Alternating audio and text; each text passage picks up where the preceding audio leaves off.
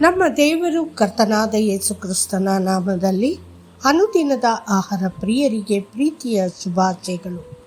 2025 July ತಿಂಗಳ 26ನೇ ತಾರೀಕಿನ ಶನಿವಾರದ ದೇವರ ವಾಕ್ಯವು ಪ್ರಮುಖ ಸಲಹೆ. ಆದುದರಿಂದ ಮೊದಲನೆಯದಾಗಿ ಎಲ್ಲ ಜನರಿಗಾಗಿ ವಿಜ್ಞಾಪನೆ, ಪ್ರಾರ್ಥನೆ, ಮಧ್ಯಸ್ಥಿಕೆ ಮತ್ತು ಕೃತಜ್ಞತಾ ಸ್ತುತಿಗಳನ್ನು ಮಾಡಬೇಕೆಂದು ನಾನು ಬೇಡಿಕೊಳ್ಳುತ್ತೇನೆ. 1 ತಿಮೋಥೆಯನಿಗೆ 2:1. ಆಧ್ಯಾತ್ಮಿಕ ತಂದೆಯಾದ ಅಪೊಸ್ತಲನಾದ ಪೌಲನು ತನ್ನ ಪತ್ರಗಳಲ್ಲಿ ಅನೇಕ ಬುದ್ಧಿವಂತ ಸೂಚನೆಗಳನ್ನು ಬರೆದಿದ್ದರು.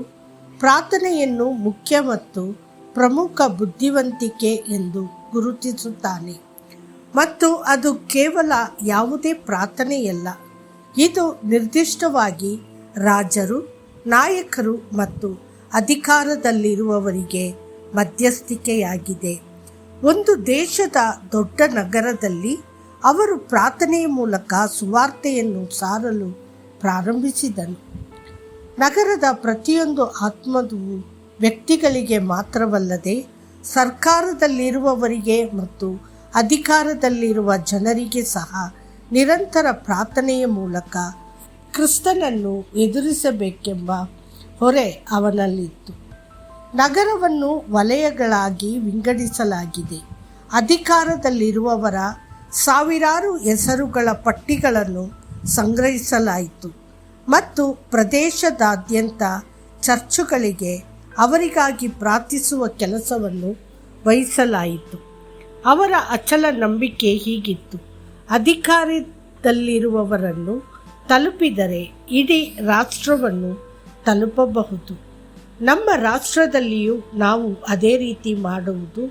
ನಮ್ಮ ನಾಯಕರು ಮತ್ತು ಅಧಿಕಾರಿಗಳ ಹೆಸರುಗಳನ್ನು ಸಂಗ್ರಹಿಸಿ ಅವರಿಗಾಗಿ ಉದ್ದೇಶಪೂರ್ವಕವಾಗಿ ಪ್ರಾರ್ಥಿಸುವುದು ಎಷ್ಟೊಂದು ಮುಖ್ಯ.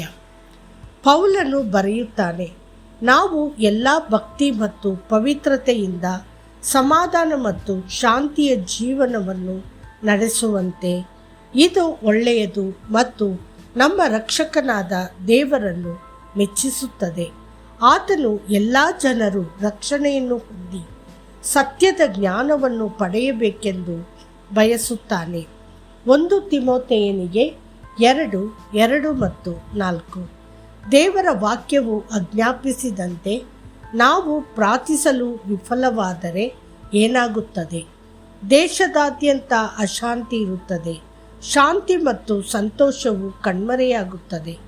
ದೈವಭಕ್ತಿ ಮತ್ತು ನೈತಿಕ ಸಮಗ್ರತೆ ಹದಗೆಡುತ್ತದೆ.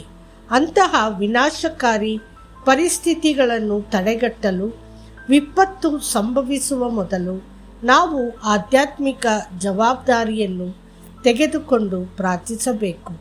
ನಾವು ಪೌಲನ ಮುಖ್ಯ ಬುದ್ಧಿವಂತಿಕೆಯನ್ನು ಒಪ್ಪಿಕೊಳ್ಳಬೇಕು. ಎಲ್ಲ ಜನರಿಗೆ, ರಾಜರು, ಮಂತ್ರಿಗಳು ಮತ್ತು ಅಧಿಕಾರ ಸ್ಥಾನದಲ್ಲಿರುವ ಎಲ್ಲರಿಗೂ ಅವರ ಮೋಕ್ಷ ಆಶೀರ್ವಾದಕ್ಕಾಗಿ ಮತ್ತು ಅವರು ಕರ್ತನ ಆಗಮನಕ್ಕೆ ಸಿದ್ಧರಾಗುವಂತೆ ಅರ್ಜಿಗಳು, ಪ್ರಾರ್ಥನೆಗಳು ಮತ್ತು ಕೃತಜ್ಞತಾ ಸ್ತುತಿಗಳನ್ನು ಎತ್ತುವುದು. ದೇವರ ಪ್ರಿಯ ಮಕ್ಕಳೇ, ನಮ್ಮ ರಾಷ್ಟ್ರದಲ್ಲಿ ಶಾಂತಿಯನ್ನು ನಾವು ಬಯಸಿದರೆ ಅಧಿಕಾರದಲ್ಲಿರುವ ಎಲ್ಲರಿಗಾಗಿ ನಾವು ಪ್ರಾರ್ಥಿಸಬೇಕು. ದೇವರ ಸನ್ನಿಧಿಯಲ್ಲಿ ಕುಳಿತುಕೊಳ್ಳಿ ಮತ್ತು ಹಿಂದೆ ಮಧ್ಯಸ್ಥಿಕೆ ವಹಿಸಲು ಪ್ರಾರಂಭಿಸಿ. ಮತ್ತಷ್ಟು ಹೆಚ್ಚಿನ ಧ್ಯಾನಕ್ಕಾಗಿ ಇದು ನಮ್ಮ ರಕ್ಷಕನಾದ ದೇವರ ದೃಷ್ಟಿಯಲ್ಲಿ ಒಳ್ಳೆಯದು, ಮೆಚ್ಚುಗೆಯೂ ಆಗಿದೆ. 1 ತಿಮೋಥೆಯನಿಗೆ 2:3. ಕರ್ತನು ನಿಮ್ಮನ್ನು ಆಶೀರ್ವದಿಸಲಿ. ಆಮೇನ್.